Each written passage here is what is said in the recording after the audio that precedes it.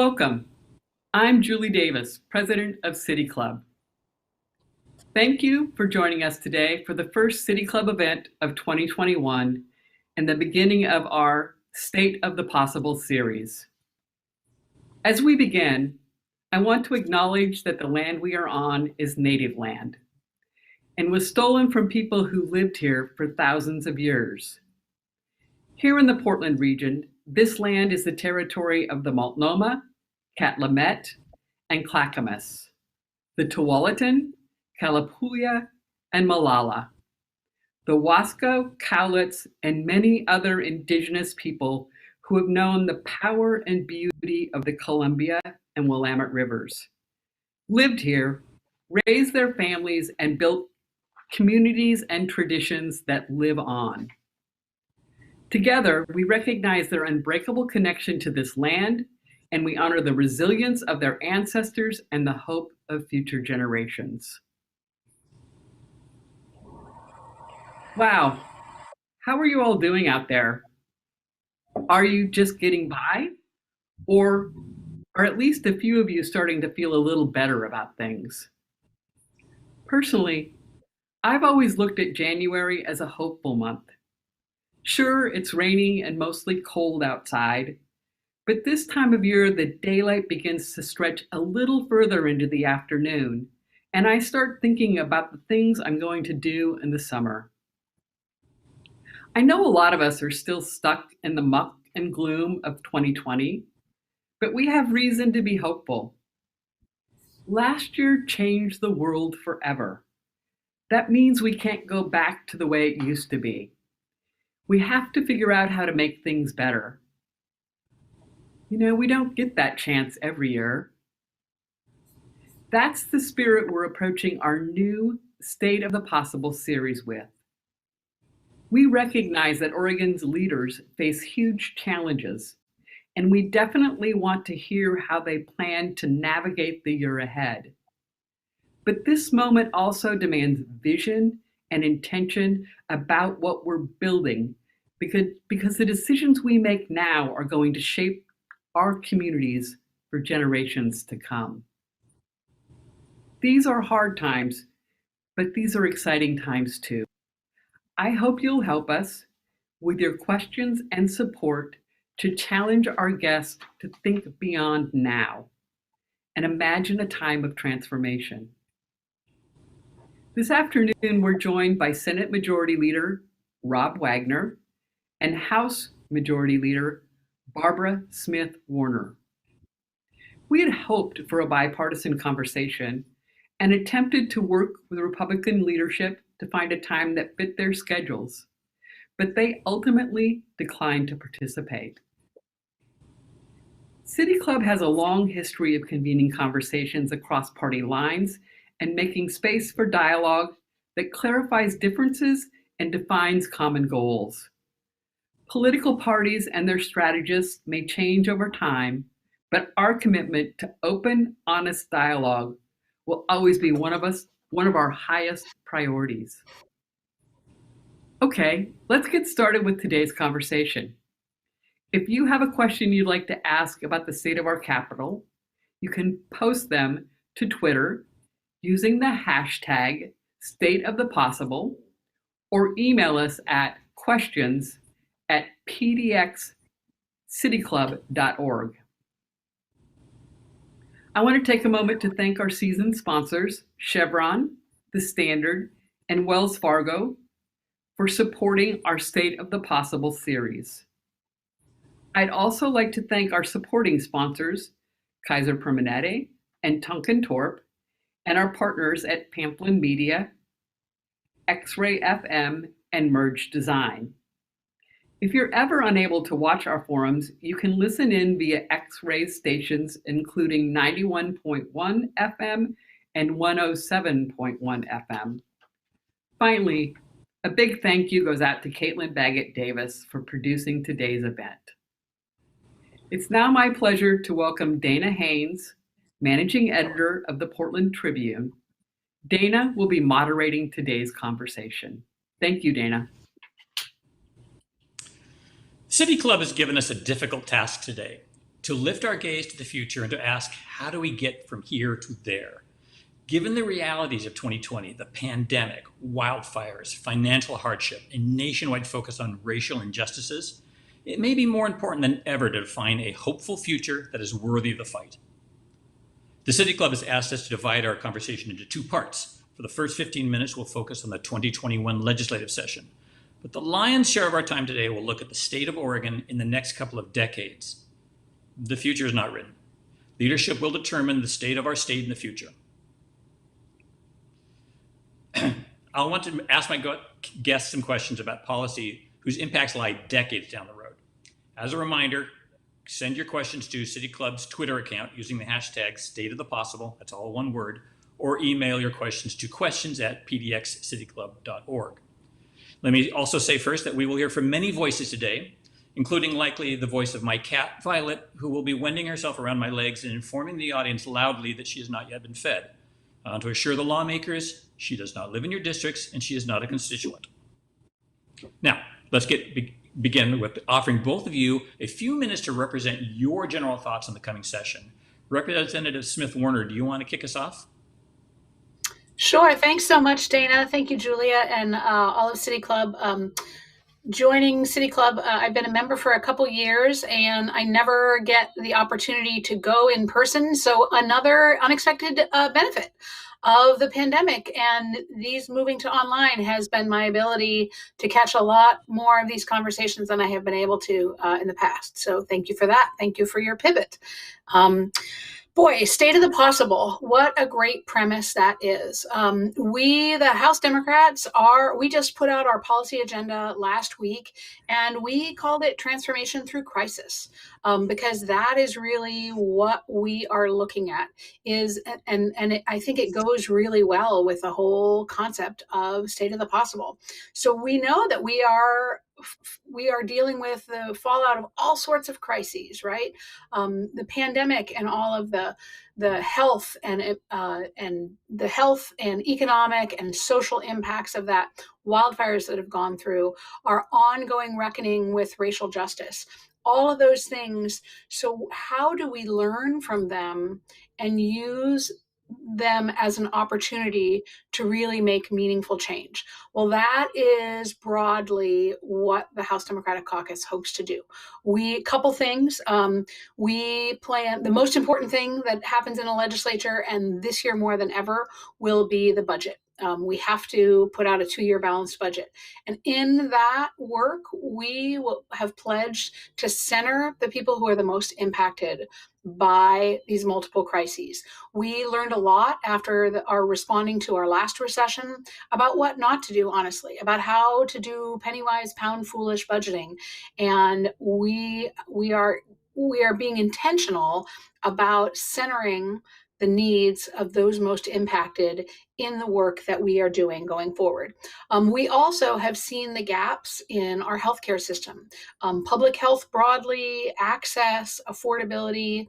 That is an issue that we will center in our work. And the racial justice awakening isn't even enough. The ongoing racial justice desperate need of our community to deal with. Once you see it, you can't unsee it. And I, as the leader of the House Democrats, will tell you that we are planning to focus all of our work, again, broadly. What can we do systemically to address disparate racial impacts in everything? Yes, we've done some great work on police accountability and criminal justice reform, and there's more to that to come. And it's beyond that. We have pledged to look through a racial equity lens at all of our policy, all of our systems, our healthcare system, our education, our tax system, all of that. We will continue to focus that. Our caucus of Black, Indigenous, and people of color members put out a great legislative agenda in the last week or two as well, full of a broad range of issues that we are eager to support. But that really, I just want to lay that out as kind of a broad idea that we want to focus our budget work on the most impacted. We want to stay focused on the racial impact of all that we do. And we're going to do that all in a session that, despite what you might think on the face of it, is actually going to be one of the most accessible legislative sessions ever. Every Oregonian will have the opportunity to testify, to engage in bills without ever leaving their home, without having to get childcare, without having to take time off of work. It will truly be one of the most accessible sessions ever. So in a year where we all got sick of the word unprecedented, here we have unprecedented opportunities to take that, to make it positive and more fully engage more people in the process. And that is what we are excited to do.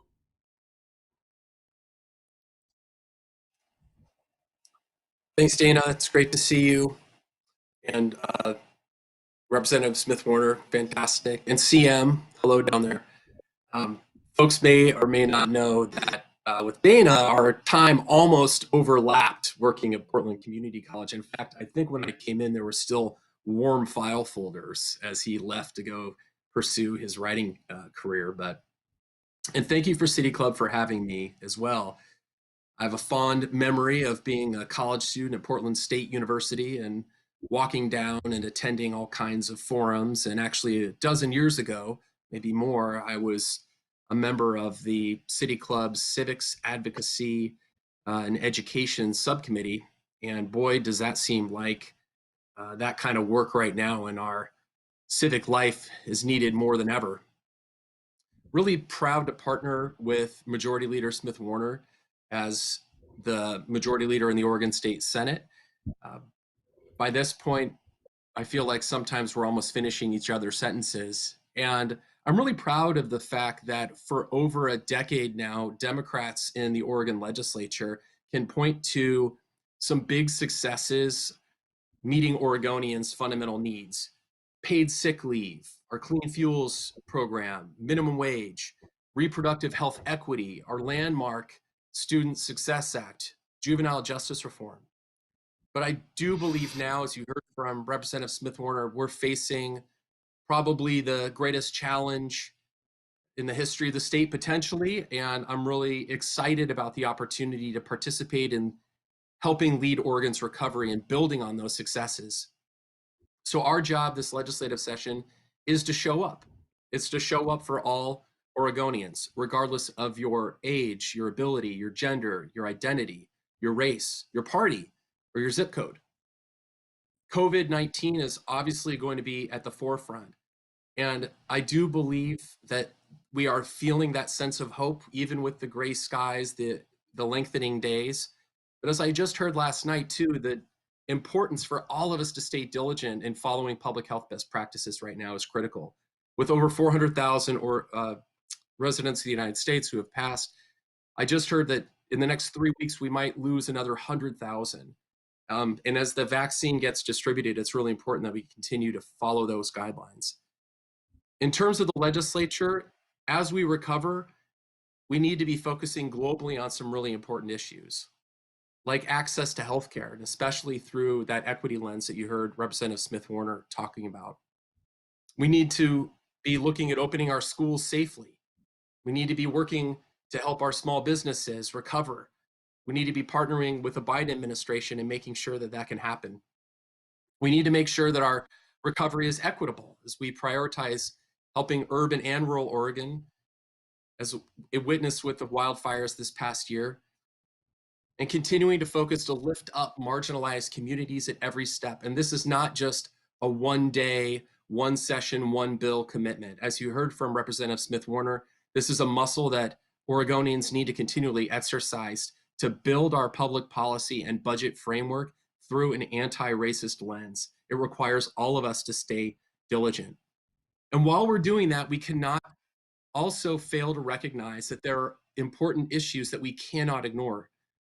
Climate change cannot be ignored. Oregon has to step into that space and continue to make progress. Public safety. Representative Smith Warner is one of the strongest advocates in partnership for safe storage legislation. Senator in my caucus, especially now, we're reminded why it's to allow our public buildings to be free from firearms or the threat of violence. And finally, as we came in on January 11th, and we witnessed our new caucus members taking their oaths of office, unlike anything I'd ever seen.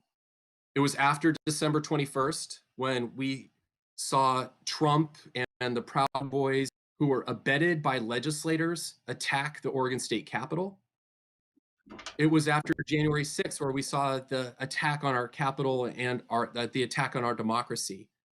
And normally when members are coming in and taking their first oaths of office, it's a celebration with family. There's cake and flowers and the governor's state of the state. This time it was masked, it was socially distant. But I think it's really important that you see a diverse group of individuals willing to step forward in our citizen legislature, willing to step into this time. And it's not all about the Mike Neermans and the Mark Scholes. We have multiple truths that people are bringing to the legislature. So I'm so proud to be able to be the majority leader and support that work.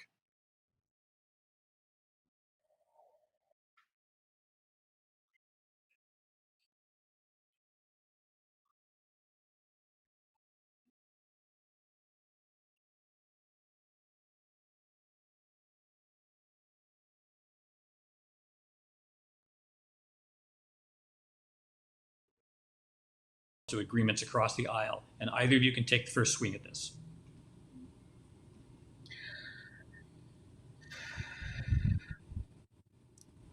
Should we keep the order? Okay, Senator, you're up. I'd be happy to go. I do think that bipartisanship should be a goal, but the issues that we're facing around the morality around some of these questions shouldn't just be slowed or not dealt with because we can't receive bipartisan support. Political scientists will probably look back at this era, and I don't think it takes anyone who doesn't read a regular periodical to realize that there is a perception Senator, I believe we've lost partisan divide right now.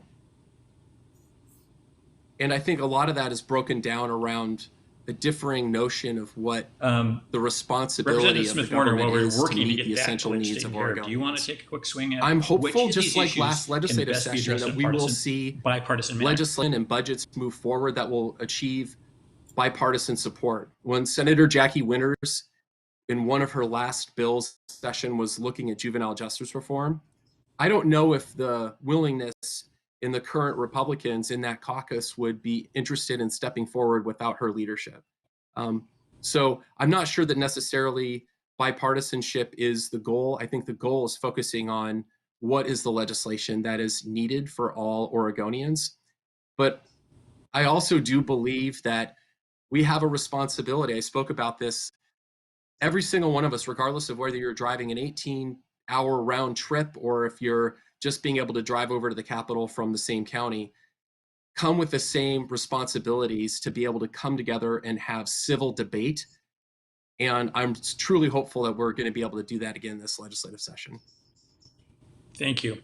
We're running a little late here on our schedule, so I want to go to a new voice in this conversation. Here is a pre-submitted question from Diana Nunez, Executive Director of the Oregon Environmental Council. Thank you for the opportunity to ask a question today. My name is Diana Nunez, and I'm the Executive Director of Oregon Environmental Council. Oregon is in crisis on several fronts: health, racial injustice, economic imbalance, and climate change, leading to wildfires, severe weather, and severe droughts. There are solutions to rise to this moment and address all of these in one way or another. What specific policies, specific bills, or specific bill concepts are you committed to seeing through this session to cut pollution, especially for BIPOC communities, while simultaneously improving health, combating climate change, increasing equity, and strengthening our economy? Thank you.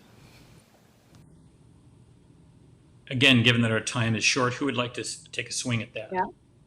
Great question. I'll just throw out a couple short responses. I know that the 100% clean proposal is before the legislature and is a priority.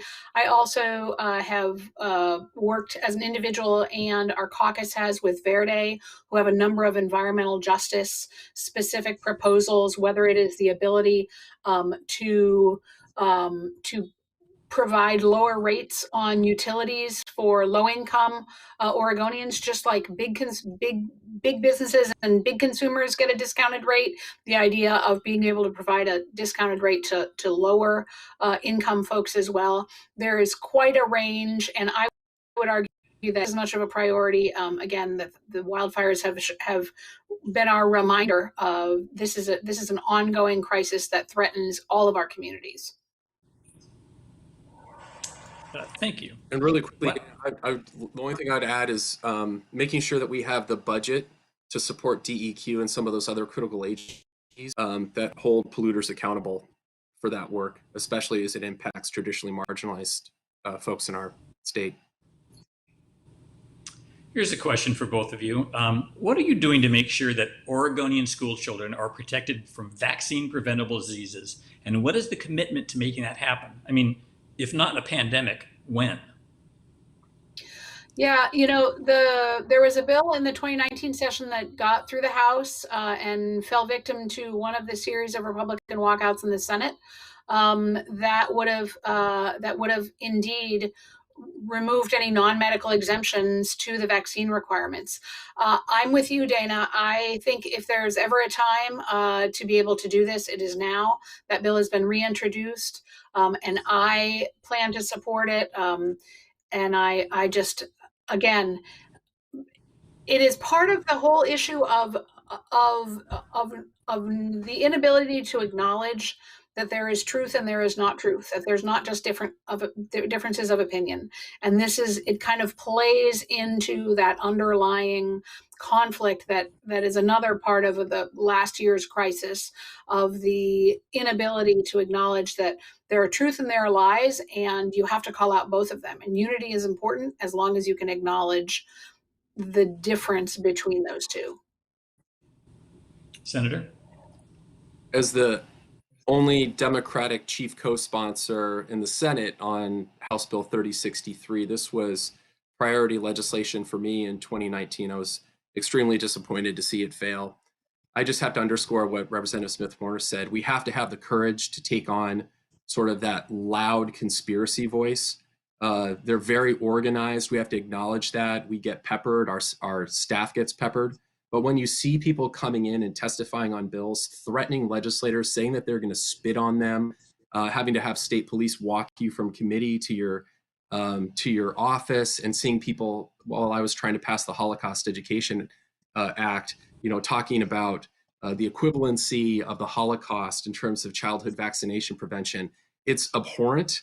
The tactics are abhorrent, but we have to have courage in the face of that. We need to deliver on that legislation. Whether or not it's this session, it's something that Oregon absolutely needs to do. And finally, if you actually look at the polling on this, even though it's a very loud subsection of sort of conspiracy folks, overnight, I just saw the polling on this, over 90% of Oregonians believe that this is still the right thing to do, and if you look at the data, over 90% of almost every school district has their kids meeting their vaccine schedules before they're walking into school on a regular basis. We're going to take a quick break here and recognize the seasoned sponsors and supporters of this City Club program. When we return, our conversation will move from this session to a broader look at Oregon's future.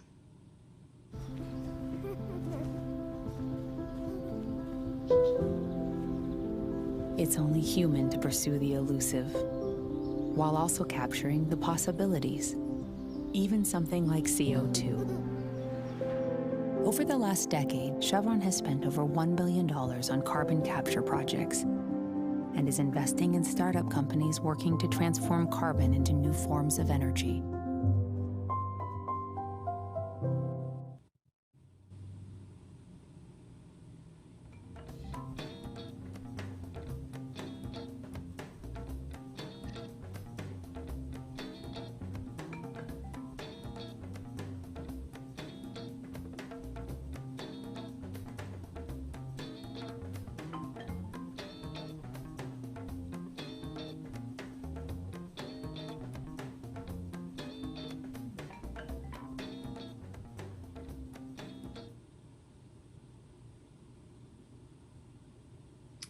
All right.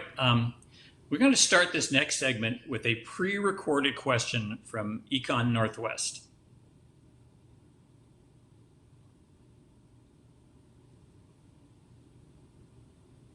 At least in theory.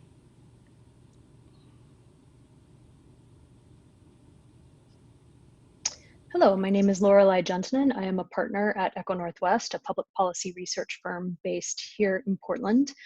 Thank you very much for taking my question. My question is on the topic of housing. I have been working with Oregon Housing and Community Services on a statewide study of housing need.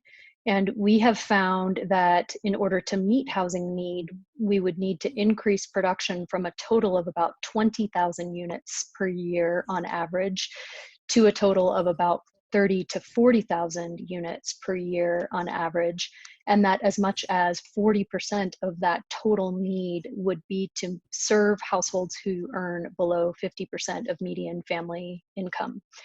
So my question for you is, do you have ideas about how you will build on the successes of House Bill 2001 and 2003 from the 2019 legislative session to meet that need, especially given that such a large portion of it is at the lower end of the income spectrum? Thank you very much. It is entirely self-serving to tell you that we have a story on page A1 regarding this very topic appearing in Wednesday's print edition of the Tribune. Of our two lawmakers on this call, who wants to go first? I'll start, if you don't mind, Rob. I mostly want to call out, I do want to thank you for the acknowledgement of House Bill 2001 and the significant work that was done by the legislature on that. I also want to point out, as was mentioned, there is a huge need for lower income housing, and part of that is to deal with our crisis of folks experiencing houselessness. Project Turnkey, which people may have heard, kind of a little bit about. I want to call out that as something that has already started, and that's the kind of idea that we need to look for as we are seeking ways to expand and promote more housing opportunities. Project Turnkey was passed through the emergency board last year, and what it does is it takes hotels and motels which are for sale or potentially for sale and being less profitable, and uses state and county resources and private donations to purchase them and then repurpose them as housing stock for, and it can be used for a variety of reasons. It can be used as temporary shelter. It can be used as permanent supportive or non-supportive housing for lower income folks. It's really quite brilliant because what it does is takes resources that are already one of the ways that many communities deal with trying to house their folks experiencing houselessness is giving hotel vouchers. Well, the idea, it's such a better long-term investment to purchase these buildings that are already structured. They have bedrooms, they have bathrooms, they often have laundry facilities, they often have central locations. This is that Project Turnkey, and expanding that, I think, is a really critical. I'm excited that we did a little of it from the e-board, but I think that's the kind of work that we need to keep doing to kind of bring, because we got plenty of housing coming in at the top end. We need to do more to promote housing for lower income Oregonians. Senator, do you want to address that one as well? Yeah, just really quickly, I appreciate the work that Eco Northwest has done. I've seen presentations by Lorelei and I think John Tapania on this as well, and had an opportunity to review some of their work. The Metro regional bond measure, or regional measure this last year, I think was an incredible step to address regional housing supply. I know that it's going to take a while to ramp that up. We need a sustained commitment from our state government to continue to provide additional housing at all levels. I think the work that's happening at the county level and the city level here locally around the joint office on looking at addiction and mental health and the different factors that go into the need for emergency assistance and the long-term chronic homelessness issue, I think is really important. Ultimately, I haven't heard of huge solution in terms of folks wanting to step into that space as it requires the billions of dollars of public investment. I'm hoping that the federal government will be a much better partner than what we've seen out of the last couple decades, but I'm encouraged by the steps that Oregonians regionally are taking to both increase housing supply as well as provide emergency assistance and wraparound supports to those who are in the most need. I want to remind listeners that for this next portion of the show, we're going to be focusing on Oregon in the next few decades. Reports from the Oregon Global Warming Commission have consistently shown that we are moving further away from rather than toward meeting our climate goals. What would have to happen right now, this year, to put us where we need to be in 2040? Senator, you want to kick that one off? Well, I think that Barbara and I can both talk about what it was like to be standing on the floor of our respective legislative chambers when people were walking off the job, going to other states and deciding not to show up to work and still get paid while we were trying to debate and negotiate our clean energy jobs legislation. It's been exceedingly frustrating. I will just say, I'm sorry to bring the emotion in or having to go look historically. In terms of the metrics, I think there are probably folks who are much more skilled at identifying exactly the amount of carbon reduction that is going to be needed. My understanding is that Oregon is not bending the curve as quickly as we need to be, nor is the United States or what's happening in the world. I think having the Biden administration come in and rejoin the Paris Climate Accord is critical. But as I said at the intro, we have to be doing more. We have to be doing our part. So the 100% clean legislation that's coming forward, it's being introduced on both sides, is a great step that's going to put us on a much more solid footing going forward. And I don't know if Barbara has additional specifics that she might want to bring in.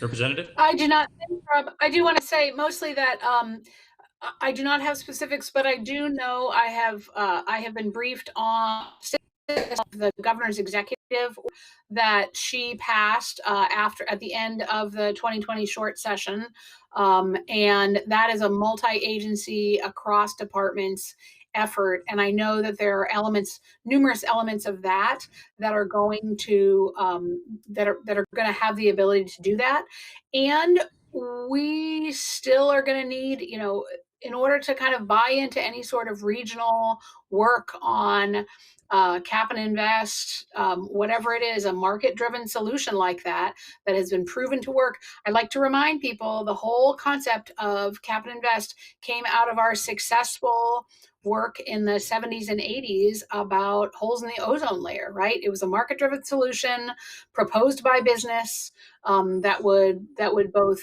both successfully achieved an environmental goal and also created resources in order to make that happen. So that is something that cannot happen just through the governor's executive order. So that is another element that if we are to be successful in that, it is going to need more work. On that same topic, people living in the timber counties are feeling hard done by, and sometimes they feel like they're not listened to. That's not going to improve in the next 20 years. What plans need to be made for equitable distribution of both policy benefits and tax burden on those counties? Representative, you want to kick us off on that one? Sure. I would say I want to start with, again, it's an interesting transition because so much of the cap and invest work was designed to be able to generate resources that then could be distributed to those communities that are most impacted. And those are the communities that are the most impacted. It's our frontier counties out in Eastern Oregon that are having the results of years and years of drought. It is our timber counties where the transition in the forests from wet side timber to the kind of wildfires that we saw last year. This is exactly the frustration in the messaging that Republicans have done about these programs is this false dichotomy that this is a rural versus urban thing when it truly is not. This is an attempt to help and support all of our communities and to provide resources for them. So again, it is that frustration that there is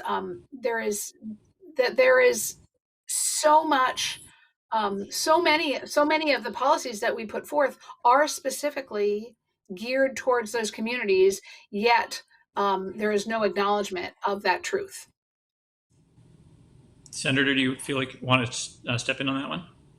Yeah, step in on it. I mean, that's definitely the urban-rural divide is something that folks have been talking about in Oregon and probably all the Western states forever. I do a little bit of my fair share of reading of Oregon history and was reminding some of my colleagues that back 100 years ago during the last global pandemic, there were 3 Democratic state senators, and all of them were from rural Oregon, and that the Republicans held every seat in Multnomah County and down through the valley. There's obviously been a little bit of a partisan realignment since then.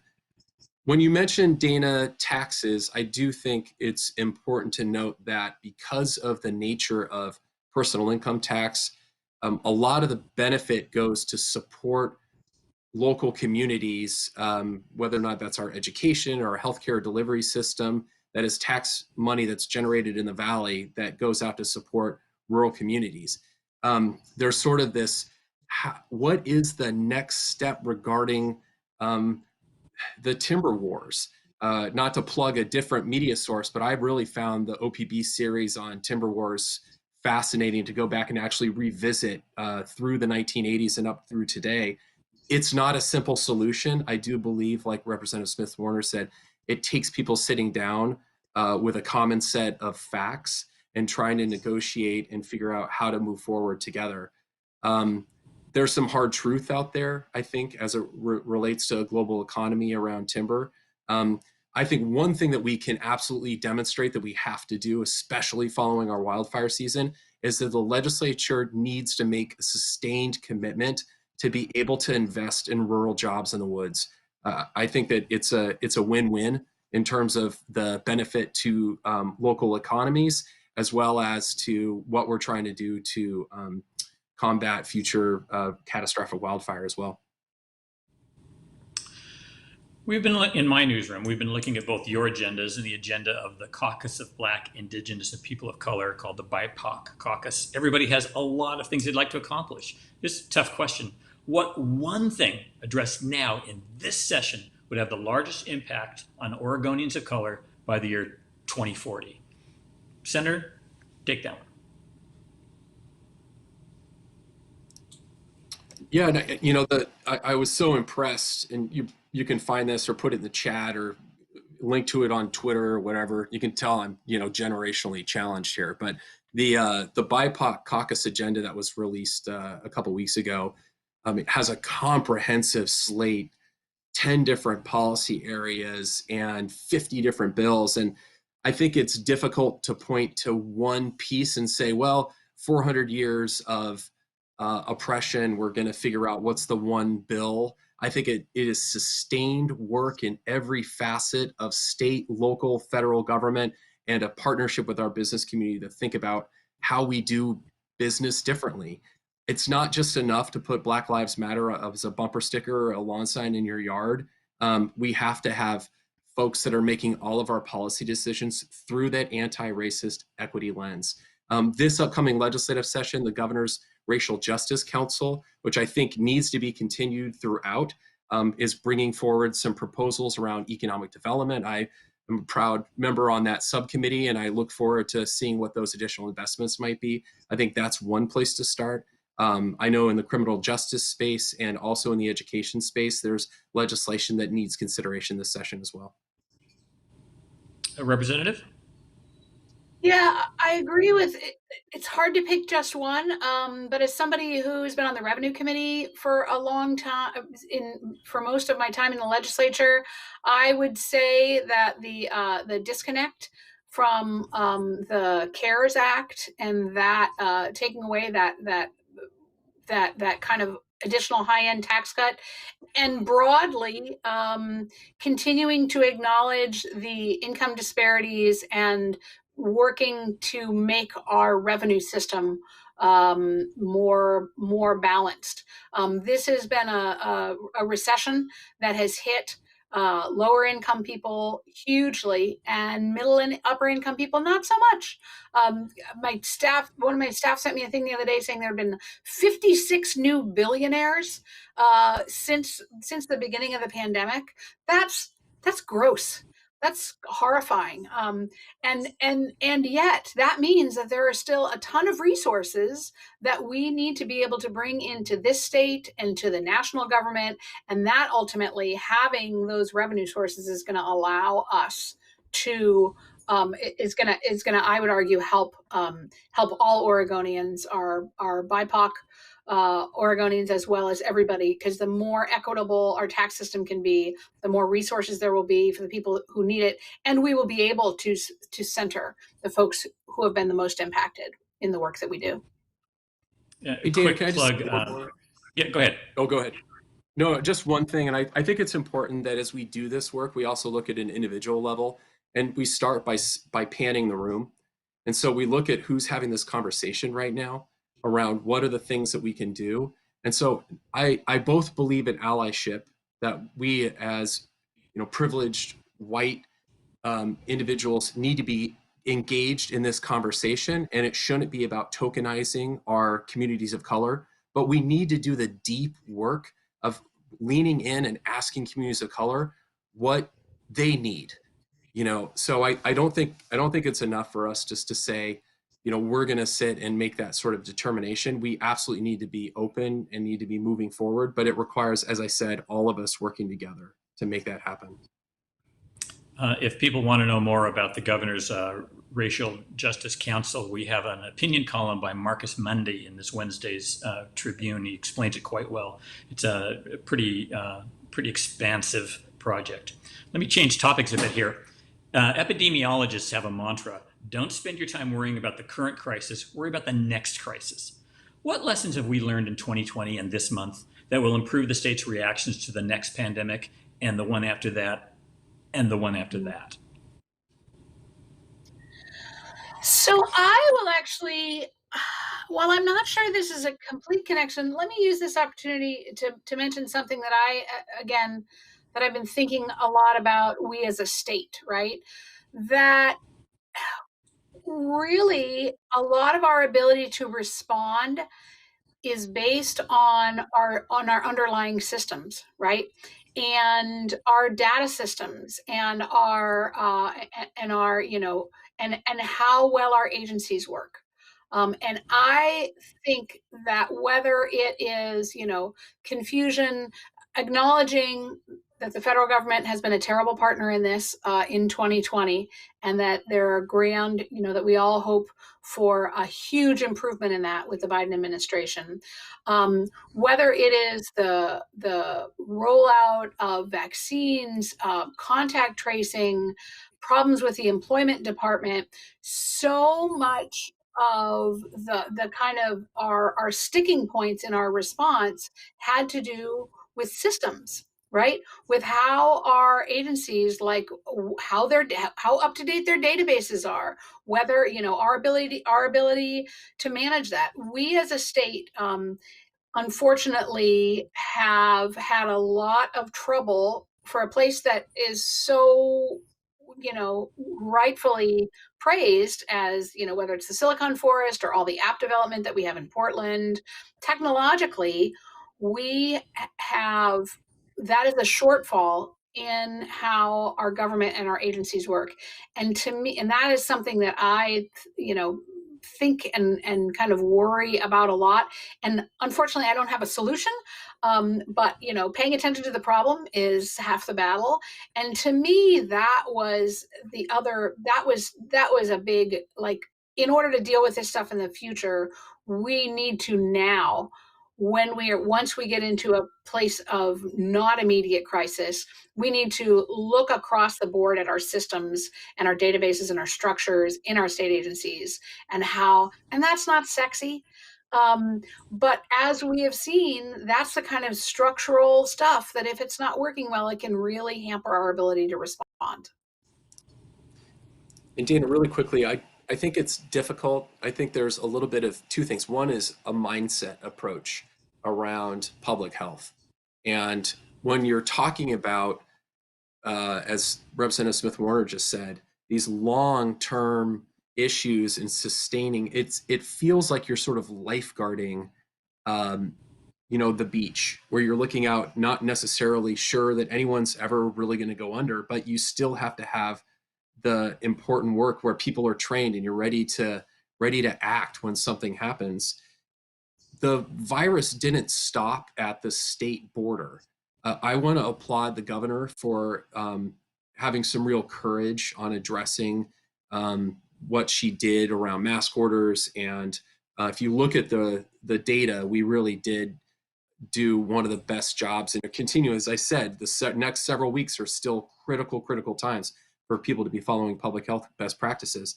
But ultimately, our nation, if you look at Korea and you look at some of the other countries in terms of how they responded, West Africa was showing, West African countries were showing how they could follow public health best practices a lot better than what we saw in our country. So I think that there's work that we can do at the state, absolutely. We need to escalate this at the federal level, and then we need to make those critical investments over the long term.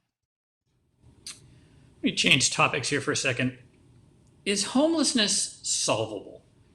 Is it intractable? And if not, what should you, the legislature, be doing now to turn the curve on homelessness in the next 10, 20 years?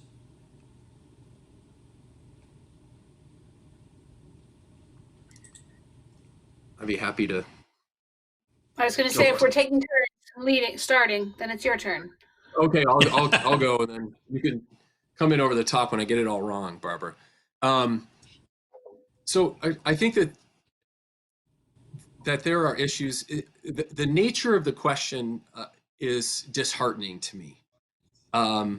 It honestly is, because I think that as a moral issue, everyone has a right to health and having a roof over their heads and access to equitable education. A century ago, the vast majority of the adult population didn't even attend secondary school. If you look at literacy rates from a century ago, we really made sustained investments in our public schools to be able to bend that curve. I think that it requires an incredible commitment at every level, in private and public sector, and for folks to think differently about what does it mean on a moral level to be able to accept that people don't have access to a safe, warm place to sleep every single night.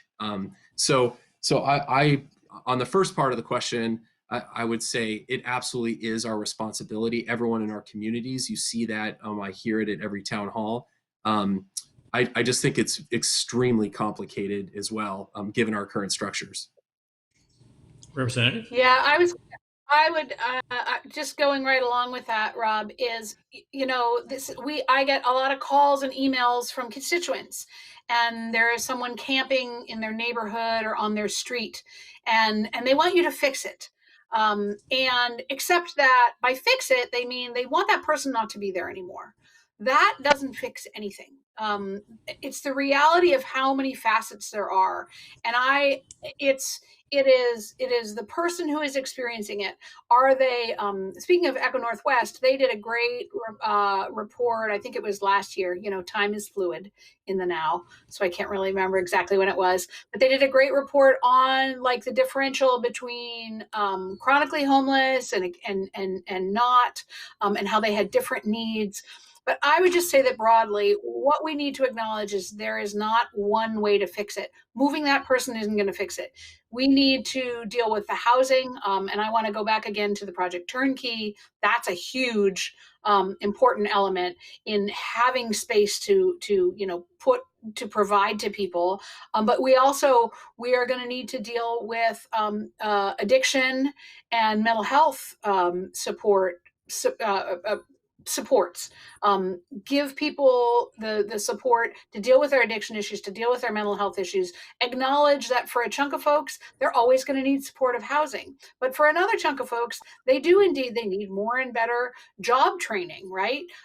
Whatever it is, it's to understand that it is a broad spectrum. And I agree with Rob. I sure hope from a moral basis that we never decide that that's just how it's going to be. And we need to acknowledge that there's not one thing we can do to fix it. And I want to give some props to Mayor Wheeler, who has continued to work on this, moving it forward, the joint office between the city and the county, that is the thing, is there's not one thing you can do to fix it. It's a whole range of things, from housing to addiction to all of those supports. So, and as a state, I would say most of what we can do is to provide some structural support on the housing and on addiction and mental health supports. We're going to move now towards audience questions. If you have a question for the lawmakers, you can tweet it at City Club using the hashtag #StateOfThePossible, all one word, or email your questions to questions@pdxcityclub.org. And our first question has been pre-recorded. Here it is. Hi everyone, my name is Samantha and I'm the Co-Executive Director for Policy at Oregon Student Voice. OSV is a statewide student-led nonprofit that aims to empower students in education decision-making.